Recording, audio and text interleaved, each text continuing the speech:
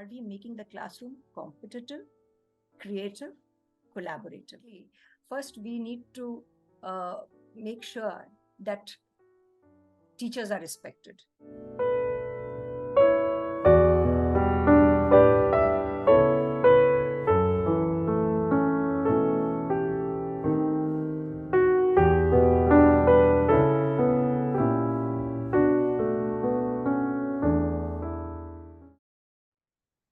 Great morning, audience. Thank you so much for watching some of these conversations, which I have been holding with mostly people from corporate background. And I thought of making a change this time because I have been thinking of inviting somebody who is an expert in the field of education. And that's because I think all that we see happening in corporates and enterprises, actually it all is getting connected with the field of education.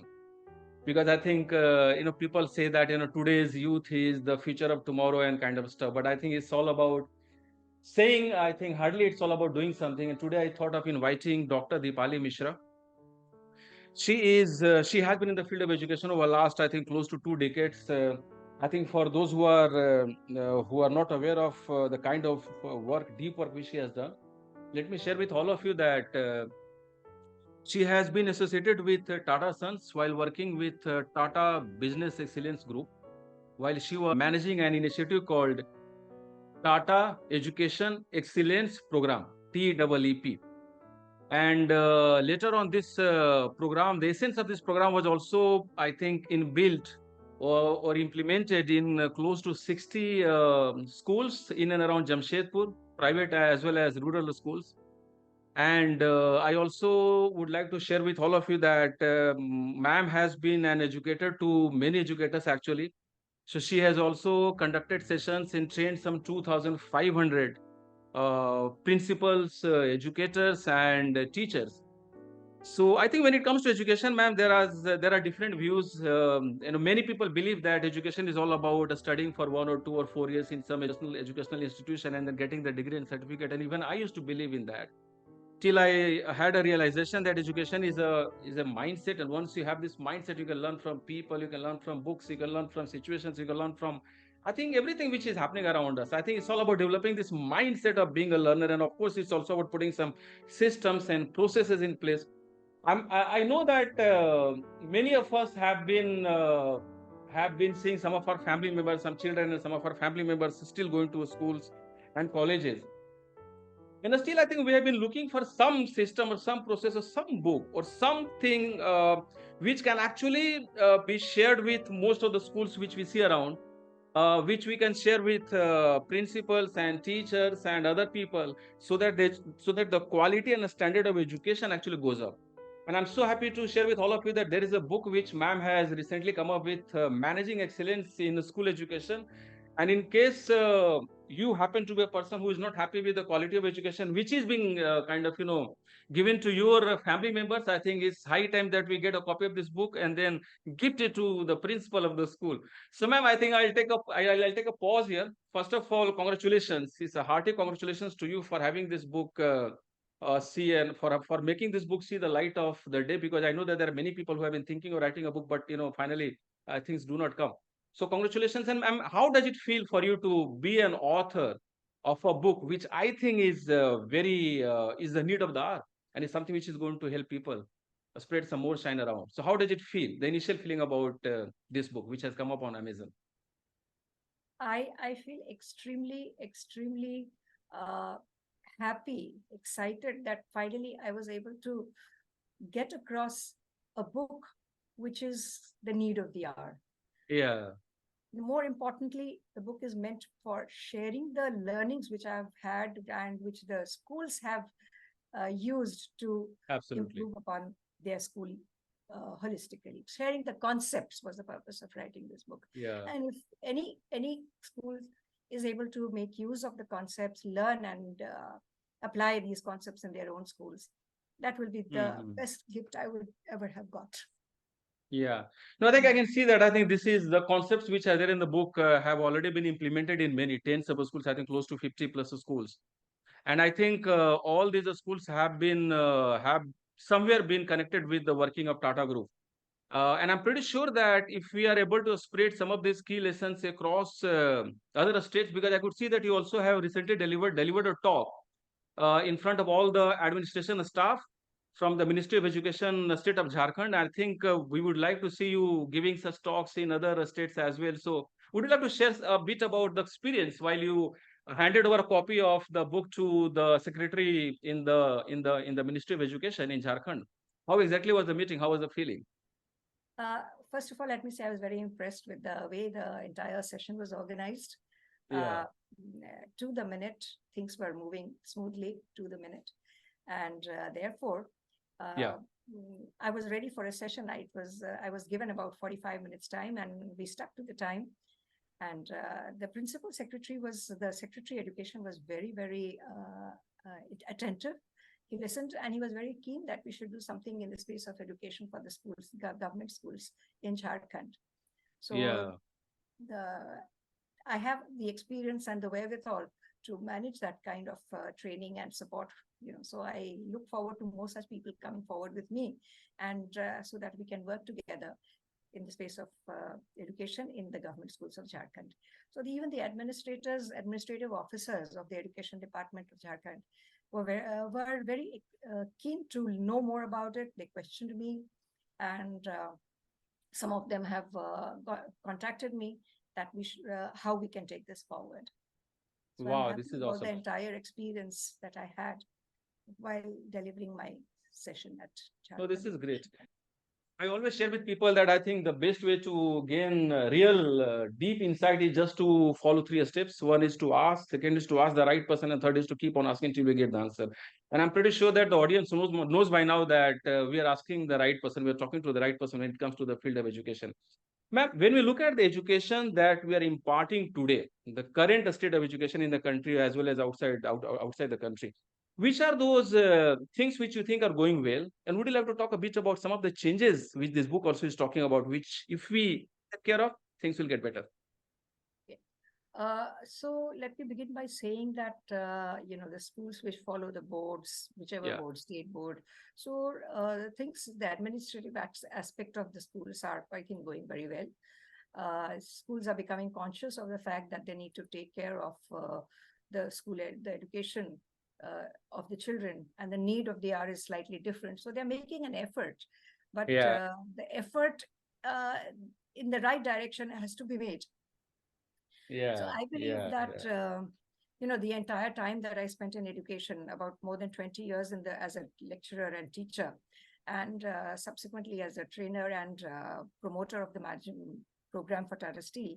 So I had a yeah, deep insight. So it's over 30 years that I spent in my work in schools and education. And here the one thought that continuously resonates with me is that the teacher is the central or the core of the learning process. yeah, And there was a time when one could get away with rote learning. The student was called a bright student if he could reproduce the knowledge, and if he could reproduce it in the exam and get a good rank, yeah, 1 to 5, and he was easily snapped up by any employer, yeah, because he was a bright student. But that scenario has changed today. Employers are looking for different abilities in whomever they want to employ, yeah, yeah, because the job requirements are changing, and the world is very volatile, uncertain, complex, ambiguous. And for those reasons, it is important that students now have skills like good communication, being able yeah, to analyze situations, being able to question, ask the right kind of questions, being able to yeah, resolve problems without having to keep going to their bosses that their problem has occurred. So these kinds of skills, in order they are developed in students, the yeah. teacher also needs to do a lot of training and learning and development. There needs to be a lot of professional development in the teacher in this respect. Hmm. And the one thought which keeps on crossing my mind is that, for example, my elder daughter is studying in international board, IB board, and I often see that in IB board they keep a lot of emphasis on a lot of emphasis on practical in experimentation. For example, how to build skills, how to be a part of NGOs, how to go and kind of make a presentation and talk to a group of people, strangers, for example. Students are often asked to go to a mall and talk about some of the initiatives which they are going to launch, and then be friendly, be open, be very comfortable with building that rapport with people. Now, India is, of course, if we look at the history of India, I think this is a country which used to attract people from all over the world. And we all know about Takshila and Nalanda University and some of these. I think India was known as the Vishwa Guru. I think that's what many people know about. They talk about. But why is it so that now I think we have to actually gain some of this basic wisdom, which is all about reflections, which is all about building connections, which is all about smiling with people, which is all about building those social connects and networks. And we have to, and for all of this, we have to reach out to other countries. Why is it so? Is it happening that we have disconnected from the roots which India stood for over last thousands of years? Would you like to make some comment here? Because we are talking to the expert and we are not going to let you go so easily. Yes, ma'am. Uh, you've asked me a tall order. Okay, but one of the things that I keep thinking back upon is that, when we started this Gurukul system, Yeah.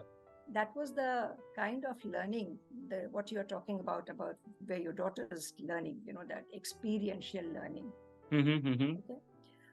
Where has that stopped happening? When has that stopped happening? When did that stop happening? mm-hmm. Um, Let us now look back at the British rule in India. When the British Okay. came to India, the kind of education system that they wanted to establish in India was something that would give them administrative officers, bright officers. Ah, So there, the system, they built the education system around their needs. absolutely. And Absolutely. they just wanted people who would support the administration as writers, as or whatever skills they needed. Hmm. So Hmm. we got lost somewhere there. I would feel, it was like an industry churning in. There were you put churning out graduates who would be meeting the requirements of the administrative jobs of the Britishers. I think we got lost somewhere there. We stopped thinking, perhaps. We stopped trying to innovate. We stopped analyzing. We just followed, and because we Indians have always been good at real rote learning. If you remember, the Vedas have come down to us from Shruti. Okay, Yeah. we are good at rote learning, and that is what has been leveraged in those times, I would feel. Today, Yeah. we need to work more on the side of the rest of it, the rest of the needs, the skills that we require. So we need to work there. And it's certainly experiential education, learning by doing, as I like to call it, is what we need to focus upon. Because unless I learn to speak and communicate, I cannot build my communication skills. Unless I have a problem in front of me, which I try to solve together with the team, I cannot build Absolutely. deep rapport. So those are the things that are required today. And I think schools are now, and even everybody is now becoming a little conscious of the fact. Only thing is how to go about it. So Yeah. those are some of the principles, a systematic approach. Those are some of the principles which are encapsulated in the book, which they can So take. nice. So nice. So nice. Let me change the background because there is something specific which I want to share with the audience. And then we shall also ask you another, maybe a little discomforting question to you. Because I know that I can see that ma'am is shying away from speaking about the book, whereas there are people like ex-chief of ISRO who have written such inspiring words about the book. So let's talk about the book now. And audience, you can see this. So this is the right. So this is the back cover page of the book, and I could see this on Amazon. Mr. K. Kasturi Rangan, Dr. Padma K. Vibhushan, and Yeah. former chief ISRO has written some of the very inspiring words about the book. Of course, people can read it also. So, ma'am, I think we have got to speak a bit about the book. So, can we request you to talk a bit about the book? How exactly, which are some of those key areas which the book is touching across or getting Okay, deeper? first of all, let me go back to Dr. Kasturi Rangan, who Yeah. has given me a lovely testimonial for my book. Dr. Kasturi Rangan is the chief architect of the National Education Policy 2020. And Wow. National Education Policy 2020 is talking about the educational needs of the current Yeah. environment of the world. And so how does my book connect with the national education policy? Yeah. That is what I would like to first point out. The book is actually a systematic approach for a school to develop holistically. It just doesn't talk about only children, only how to teach children. Very nice. Unless the school has a holistic approach towards education. When I say holistic, I mean the entire administrative system of the school. I mean the safety aspects of the school. I mean the teacher development of the school. How do you motivate your teachers to become capable of giving that kind of education to the students? Right. Unless we talk about the holistic development of student in terms of not just academics, and we're talking about all other aspects like art, physical education, being conscious of the climatic changes that are happening. So there are so many things that one needs to consider. So first of all, we need to look at the holistic school holistically. And this is a concept which we start with in our program and which has been explained in detail in the Managing Education Excellence in Schools. So we talk about how can a leadership guide the school through? How can a leadership make sure that all of these things are happening? How can we make sure that the teacher is focused upon learning from the assessment of students? How can that, we talk about assessment. What is the purpose of assessment? The purpose of assessment is to understand what are the gaps that in understanding for the child who has answered the question, and take a cue from that and build upon that to ensure that the gap is bridged, that the student is learning fully well. So which requires that the teacher has a deep understanding of how to analyze the answers. It requires that the teacher has the skills of understanding how to overcome those, what kind of research is required, what kind of teaching skills, further teaching skills will be required, what kind of teaching aids will be required, what kind of multidisciplinary approach will be required to be able to make sure that the students learns well. Once the student starts learning well, the job is very easy for the teacher. The teacher does not really require to keep on teaching the way she has been teaching. Teacher, he or she, both. I should know that teachers are can be both men and women.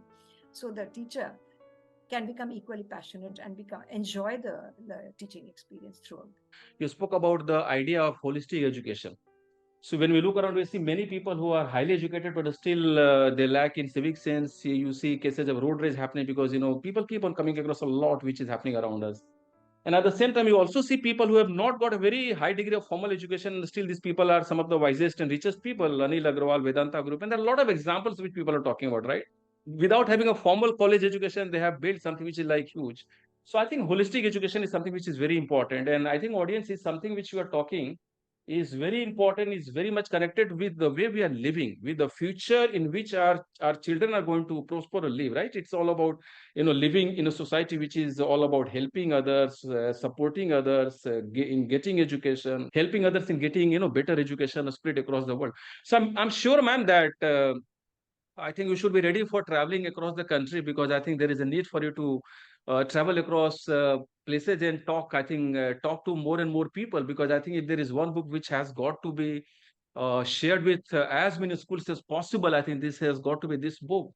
So with this, ma'am, thank you so much for your time. And in case you want to share something else which the audience will be benefited from while talking about the book, please feel free to.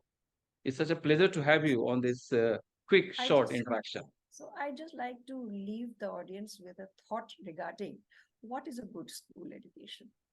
A good school education, normally we say that it builds the foundation for a strong nation. So how do we decide what is a good school education? So if we start by looking at the classroom, my first question is, are we making the classroom competitive, creative, collaborative? What kind of environment do we desire to create in the classroom? The current structure of the and the environment which includes testing, it includes examinations. So these are more likely to create competition than collaboration and creativity. I'm not saying that testing is wrong. Testing is required, but it's it creates a sense of urgency in students, which is also equally important to the student, But we need to also ensure that this classroom environment also incorporates few more things, Yeah. Like I find something missing both in children and in student teachers. Read, the habit of reading. So the moment, I've been visiting schools, listening to debates and elocutions, more importantly, debates. The moment children open their mouth, you can make out whether are they reading, are they not reading. If they are reading, then they will have a multi-dimensional approach to whatever is being discussed, the topic of the debate. They are able to get across without having to do some kind of rote learning, Yeah. So, and in order to ensure that students develop the habit of reading, it is equally important that the teacher talks about different kinds of books and tries to get them interested into reading. So I'd like to leave students and teachers with this thought: how can you create a classroom which is collaborative and which will ensure that creativity is built into the classroom? I could also see that you have conducted some sessions, I think many sessions on total quality management, and also how total quality management can be implemented, how is it connected with the field of education. Would you like to share a bit on this connection? And then, of course, we shall close this conversation, but not before you share with us a few books which you think people can start reading to build this habit, of course, including this book, which we can see in the backdrop. Yeah. So TQM and then some books which you can suggest. So, there are lots of books available on how to build creativity into the classroom, so that kind of a book. And more importantly, first we need to make sure that teachers are respected. The teachers generally do not garner as much respect as corporates do. And that is the truth about our country. Teachers are looked down upon, whereas they are the builders of the nation. So there are some very good books which showcase the work which teachers have been doing in the government, and so I think people should read such books. I'm not going to name one or a particular book because there are many. So, and that kind of research the teachers and the schools need to do before they get on to reading. Thank you so much, ma'am. You always have been very, very graceful. And of course, audience, I will certainly like to suggest to, I think, as many people as possible to at least lay your hands on this book, which we can see in the background. Managing Excellence in School Education, a handbook. Actually, it's a handbook for educators because this has got all the systems and processes which I think Dr. Mishra has has been sharing while working in the field of Tata Education Excellence Program, while also connecting the principles of total quality management with the principles of education. And also, I think you spoke a bit about how the education system got twisted over last couple of hundreds of years, and how I think there is a need for us to bring I think all of this back together. Yeah. So Thank you so much, ma'am. I think it's a pleasure talking to you. Yeah. Can I add Yeah, one more please. point here? When I go back to the book, it's a handbook for educators, certainly. And at the end of each chapter, I have provided action points, key lessons and action points, So that will be kind of a real guide as to how to start and where to start. Okay, that's one thing. But more importantly, I want to share some aspects of the concepts which are discussed here, in the book. We talk about a holistic development of the school. And when we talk about a holistic development of the school, we need to begin with the leadership. Yeah. And when we are looking at the leadership, a simple question like how does leadership promote ethics in the school? Okay, so now, it's not just because this is something which the leader has to initiate in the school. And ethics can be drilled down to the classroom through various small practices which are discussed in the book. And similarly, there are other areas like safety, which is a very important aspect today. Which how can schools be made safe schools? Because parents send their own child with the expectation that my child will remain safe in school. And therefore, it is very important that all aspects of safety within the school are considered, and strong processes are built around safety, so that the children also learn to imbibe safety. So we are talking about embedding a mindset for excellence, not only in the student, not only in the teacher, not only in the leadership, but it through the student, it percolates down to the community. We are talking about that. And that is how our nation will become, as you said, a good nation where their citizens are responsible citizens. Thank you. So nicely said, ma'am. One of my coaches always used to say that, Arun, if we need to see that the fruits are good, of good quality, we need to work on the roots. Yes. And believe me, audience, I think currently we're talking about the roots. Unless we work on the roots, I think we are not going to see the kind of values like safety and ethics and some other things which Dr. Mishra spoke about coming in corporates. Because I have seen this very closely. I have seen many people who would like to attain their goals come what may at any cost. Ethics and safety and all that can wait for some time. And I also have seen people who actually do everything while following the tenets of ethics and safety and some of the things which are very important.